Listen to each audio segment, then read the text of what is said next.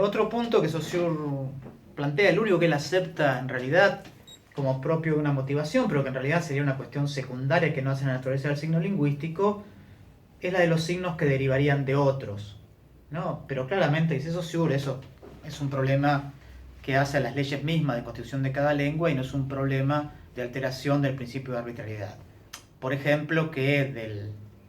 la expresión dar las gracias pueda derivarse el verbo agradecer, supongamos.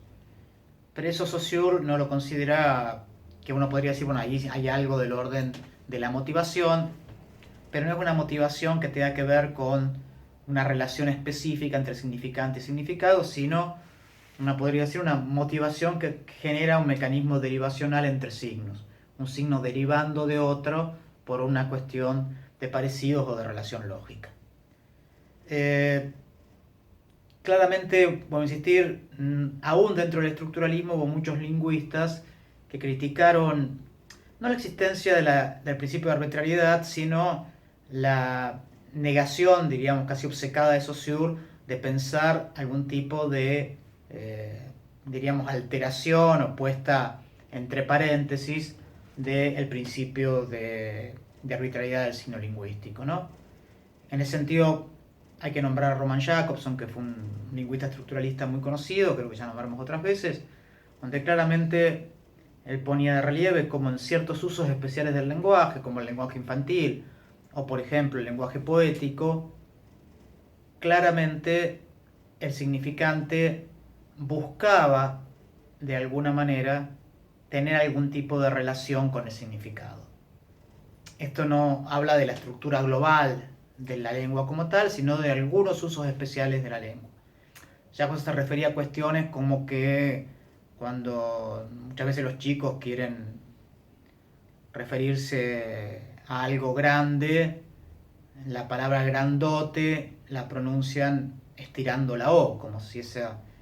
que sería un fenómeno de habla en realidad, pero ya no es tan de habla porque uno diría se repetiría en todo un grupo de hablantes, como en este caso serían los niños. Que en ese ejemplo u otro, muchas veces lo que hacen es producir sonidos basados en determinados fonemas que alterarían la pronunciación particular del fonema para tratar de dar cuenta de algo específico del significado de ese signo lingüístico. Y en el signo poético nos llevaría mucho tiempo tenernos en ellos, pero habría muchos recursos que intentarían muchas veces mitigar o luchar, uno podría decir inclusive, contra el principio de arbitrariedad del signo lingüístico, heredando de alguna manera esta idea que recorre también toda la historia de Occidente, de que los signos lingüísticos más perfectos serían aquellos donde precisamente el significante tendría una relación de parecido con el significante al que alude. Esto es una especie de mito que recorre Occidente que uno lo puede encontrar en muchas veces nombrados y trabajados como tal. Hay un libro de Umberto Eco, que creo que se llama En busca de la lengua perfecta, que claramente, que es un libro muy interesante, pasa revista a muchos de estos intentos de pensar y de teorizar esta idea de la lengua perfecta como una lengua que podría dejar de lado o que dejaría de lado el principio constitutivo de la arbitrariedad del signo lingüístico como inmotivación entre significante y significado. El otro principio del signo lingüístico que va a nombrar Saussure en realidad no hace referencia a todo el signo lingüístico, sino que hace referencia a una parte de él, a la que de alguna manera derivaría del sonido, es decir, el significante. Espero que ya esta palabra les quede claro. Eh, en tanto precisamente que deriva del sonido, el significante heredaría características propias de este.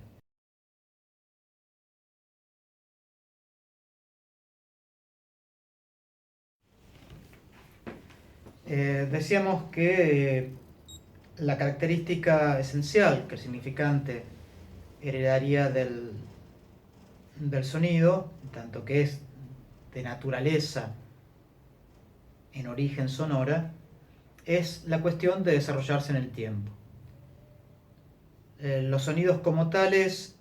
y sobre todo estos sonidos, estas entidades sonoras de orden mínimo,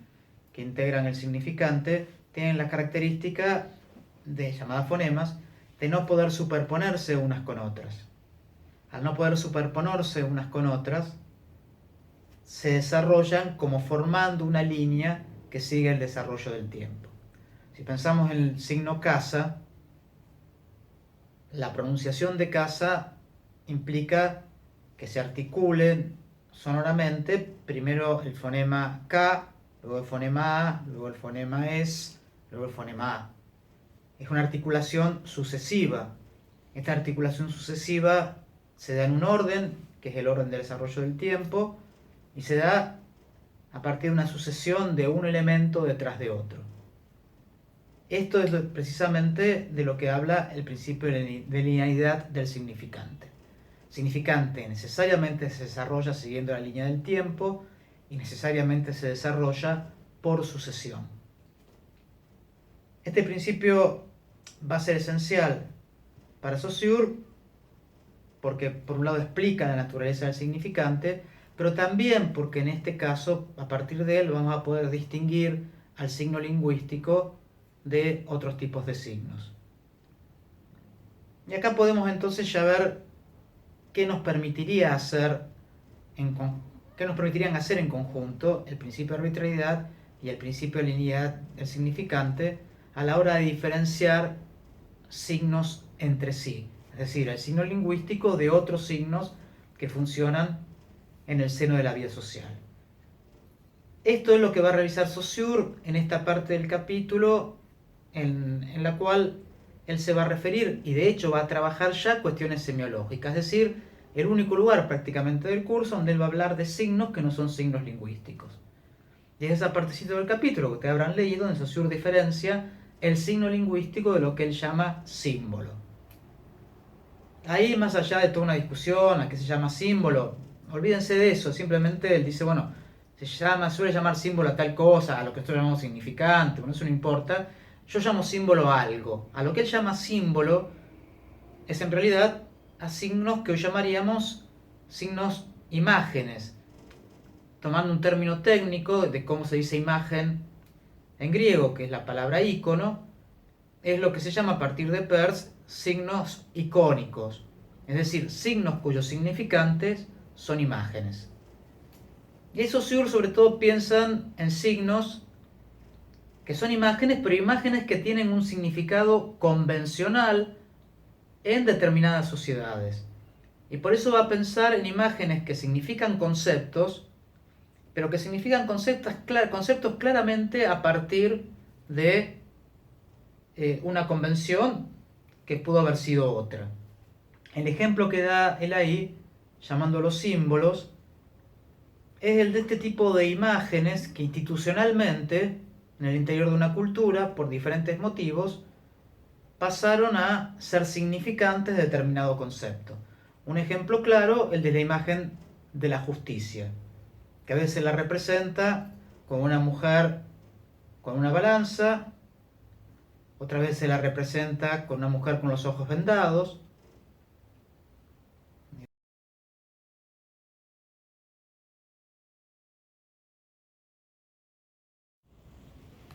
Bueno, tomemos entonces el signo de la justicia en alguna de las dos representaciones, para ver cómo el símbolo funcionaría de una manera distinta al signo lingüístico, precisamente porque en el símbolo habría convención, pero no habría arbitrariedad, sino motivación.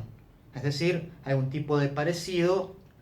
entre significado y significado, o algún tipo de razón lógica a partir del cual dicho significante se justifica como significante de ese significado. Si tomamos el caso de la justicia representada como una mujer con los ojos vendados, claramente eso tiene que ver con poner de relieve un sema, es decir, una característica, un componente, eso es un sema, un componente propio de la significación, del significado justicia, que es que debería ser imparcial. Es decir, la justicia deja de ser justicia cuando a uno se le aplica de una manera y a otros se le aplica de otro. Si uno tiene los ojos vendados, no ve quien está delante, por lo tanto sería imparcial la aplicación de la justicia. Si, por ejemplo, lo que estamos privilegiando como representación de la justicia es una mujer con una balanza en la mano, el sema, es decir, el componente del significado justicia que se estaría poniendo de relieve, es el del equilibrio, o si se quiere, el ser equitativo, es decir, la justicia debería tratar con la misma vara, como se dice habitualmente metafóricamente, a unos y otros. Entonces, nuevamente ahí lo que se plantea es esta cuestión del equilibrio propio en el ejercicio de la justicia. Ahora, fíjense que esto claramente estamos en un campo muy diferente a cómo funciona el signo lingüístico. Hay sin duda motivación por el cual se elige una imagen o se elige la otra. Pero fíjense que sigue siendo la cuestión convencional, ¿no? Uno, en lugar de una mujer con los ojos vendados, uno podría plantear un ciego, supongamos, qué sé yo, digamos, alguna otra cosa parecida. O podríamos plantear a lo mejor una mujer o un hombre de espalda que no estuviera viendo quienes tienen delante. Y en lugar de una balanza en equilibrio, podríamos pensar en algún tipo de otro objeto que tenga que ver con la idea de equilibrio, posiblemente un equilibrista, qué sé yo, o algo sosteniéndose equilibradamente en el espacio. Fue una convención social que en un momento dado instituyó esa imagen como significante del significado justicia, es decir, instituyó ese símbolo en términos